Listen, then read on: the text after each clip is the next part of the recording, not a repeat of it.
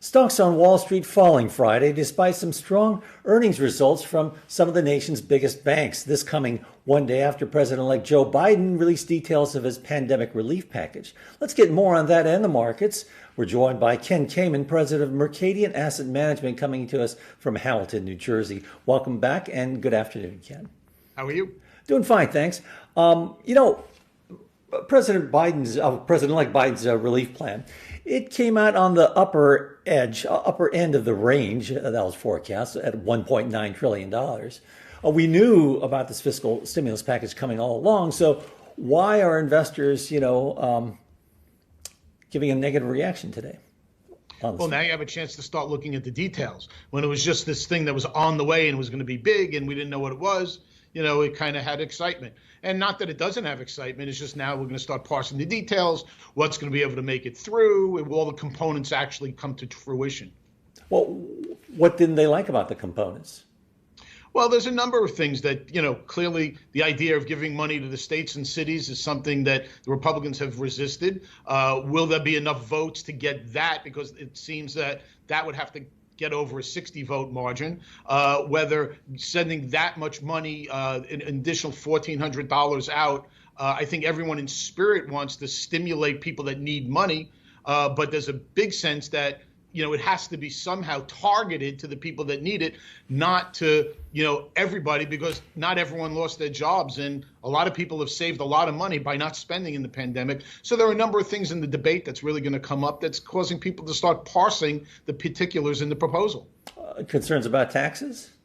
Well, that's a whole nother thing. The tax side of it is, it's the old someone's going to have to pay. And I think there's some recognition by all players, Wall Street and politicians alike, that we're going to get some sort of tax increase. The question is, where is it going to be? How targeted is that going to be? Is it really going to be on the upper echelon like it's been promised in the campaign? So there's a lot of things that just now start looking at the details. But I wouldn't be reading too much in the market is actually coming down on this because the market's been up so much. So, a pause is not so terrible.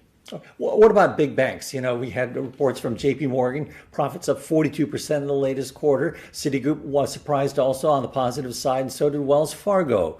So why are the shares down today?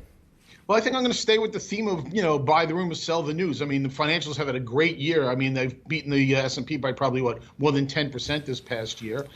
So maybe there was some profit taking there. I think it was very positive that they're going to start, undoing some of these huge reserves that they had by, saying we don't need that much reserves for things going forward. I think that, we're going through this kind of what is COVID going to mean over the next 3 or 4 months as we go into lockdown, which will reduce things like spending and loan appetite and things. So I think there's a number of those types of things being analyzed now for a sector that's done really well of late. Bank shares have done well, as you pointed out. Would you be picking them up at these levels? Yeah, I actually think as you think about 2021 in total, they're going to do very well. I mean, there's going to be a lot of liquidity in the marketplace. Certainly banks like JPMorgan that has an investment banking arm, they all have some component of that. But, I think there are other divisions of banks that are actually going to do really well this year, not on the traditional what people think of making loans and taking deposits. And lastly, it's been a down week for the markets, Ken. A surprise after all these good weeks. Plus, Treasury yields have been climbing. And today we see defensive stocks in the lead. Will this risk-on attitude by investors, this stance, continue, or are we at an inflection point given how high the valuations are? Well, I think that, we really do need to get through the first quarter in the new COVID surge. So I think that it is logical to think that we're going to continue to get some trepidation from investors. Whether that turns into a major correction or not, I don't know. I've been talking about the idea that later next year, we're going to certainly get a COVID dividend as as the economy gets back out, as the $5 trillion that are sitting in money market funds maybe starts getting deployed, the almost $2 trillion on corporate balance sheets start getting invested. So I think, the COVID vaccines are slower in rolling out, so maybe there was a little early optimism in that. So I wouldn't be too surprised if we do get a correction here, but I'm cautioning investors not to get too nervous or rattled by that, because there really is not only a lot of stimulus already out there, but as we just discussed, the government is talking about throwing a heck of a lot more out there into the public markets. Okay, thanks a lot, Ken. Appreciate it. Thank you. Our thanks to Ken Kamen of Mercadien Asset Management. I'm Fred Katayama in New York. This is Reuters. Have a wonderful weekend.